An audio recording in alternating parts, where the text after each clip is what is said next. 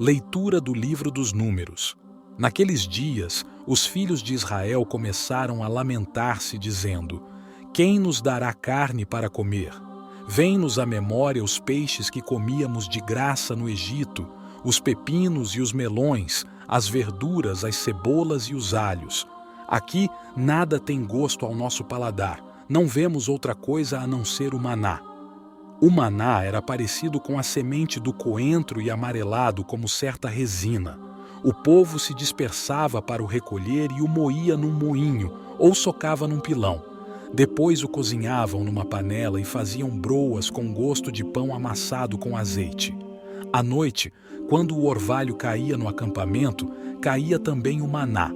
Moisés ouviu, pois, o povo lamentar-se em cada família, cada um à entrada de sua tenda. Então o Senhor tomou-se de uma cólera violenta, e Moisés, achando também tal coisa intolerável, disse ao Senhor: Por que maltrataste assim o teu povo? Por que gozo tão pouco do teu favor, a ponto de descarregares sobre mim o peso de todo este povo? Acaso fui eu quem concebeu e deu à luz todo este povo, para que me digas: carrega-o ao colo como a ama costuma fazer com a criança, e leva-o à terra que juraste dar a seus pais? Onde conseguirei carne para dar a toda esta gente?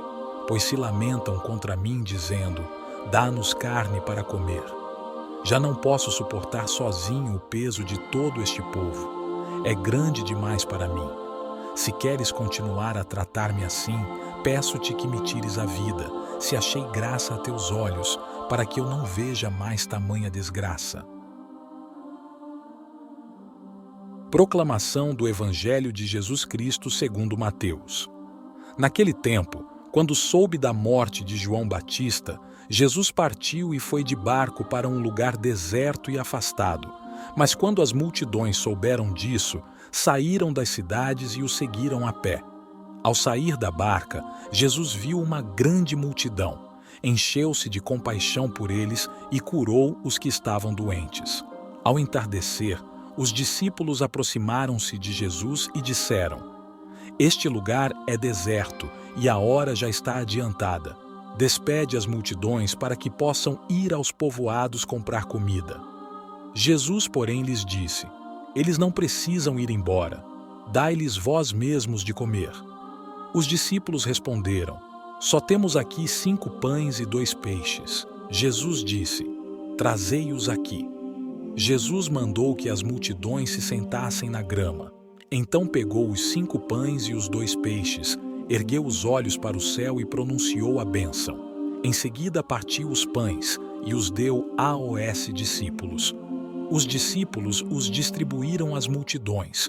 Todos comeram e ficaram satisfeitos, e dos pedaços que sobraram, recolheram ainda 12 cestos cheios. E os que haviam comido eram mais ou menos 5.000 homens, sem contar mulheres e crianças. Meditemos sobre o gesto de bênção de Jesus. Ele tomou os 5 pães e os 2 peixes e, elevando os olhos ao céu, abençoou-os. Em seguida, partiu os pães e deu-os. Como se vê, trata-se dos mesmos sinais que Jesus fez durante a última ceia, e são também os mesmos gestos que cada sacerdote cumpre quando celebra a Sagrada Eucaristia. A comunidade cristã nasce e renasce continuamente desta comunhão eucarística.